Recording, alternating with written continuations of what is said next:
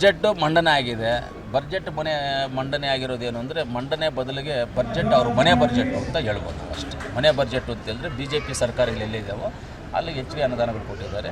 ಕಾಂಗ್ರೆಸ್ ಸರ್ಕಾರ ಇದ್ದಾಗದಲ್ಲಿ ಬೇರೆ ಸರ್ಕಾರಗಳಿರೋ ಜಾಗದಲ್ಲಿ ಅನುದಾನವನ್ನು ಸ್ವಲ್ಪ ಕಮ್ಮಿ ಮಾಡಿದ್ದಾರೆ.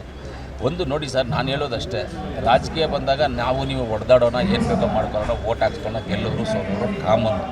ಆದರೆ ಸರ್ಕಾರ ಅಂತ ಬಂದಾಗ ಇಡೀ ರಾಜ್ಯದಲ್ಲೆಲ್ಲ, ಇಡೀ ದೇಶದಲ್ಲೇ ಎಲ್ಲ ಈ ಭಾರತ ದೇಶದಲ್ಲಿ ಇರುವಂಥವ್ರು, ಈ ಭಾರತ ದೇಶದಲ್ಲಿ ನಿಲ್ಲಿಸೋಂಥವ್ರು ಎಲ್ಲರೂ ಒಂದೇ, ಈಕ್ವಲ್ ಆಗಿ ಎಲ್ಲರಿಗೂ ನ್ಯಾಯ ಮಾಡಿ. ಎಕ್ಸಾಂಪಲ್ಗೆ ನಾವು ಕರ್ನಾಟಕ ಸರ್ಕಾರ, ಕಾಂಗ್ರೆಸ್ ಸರ್ಕಾರ ಏನು ಮಾಡಿದ್ವಿ, ಮಹಿಳೆಯರಿಗೆ ಎಲ್ಲರಿಗೂ ನಾವು ಫ್ರೀ ಬಸ್ ಅಂತ ಹೇಳಿದ್ವಿ.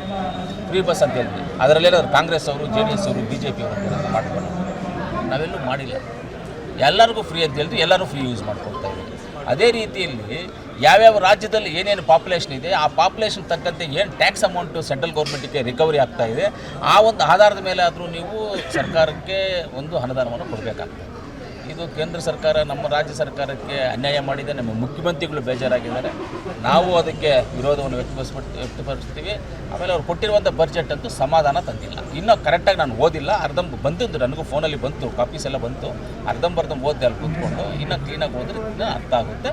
ಒಟ್ಟಿನಲ್ಲಿ ನಮ್ಮ ರಾಜ್ಯಕ್ಕೆ ಅನ್ಯಾಯ ಆಗಿದೆ ಅಂತ ನಾನು ಹೇಳಕ್ಕೆ ಇಷ್ಟಪಡ್ತೀನಿ. ಕೇಂದ್ರದ ಬಜೆಟ್ ಆಯಿತು, ರಾಜ್ಯದ ಬಜೆಟ್ ಇದೆ, ನಿರೀಕ್ಷೆ ಇಟ್ಕೋಬೋದಾ ನಾವೇನಾದ್ರು?